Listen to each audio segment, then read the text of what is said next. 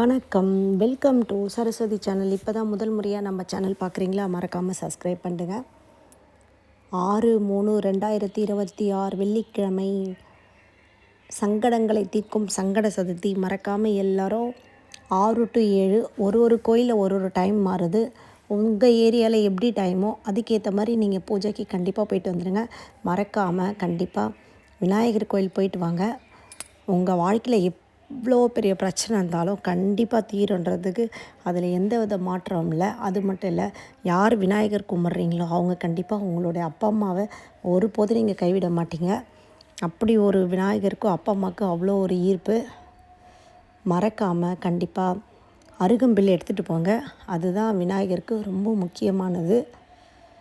தேய்பிறையில் வரக்கூடிய சங்கட சதுர்த்தி ரொம்ப விசேஷமானது.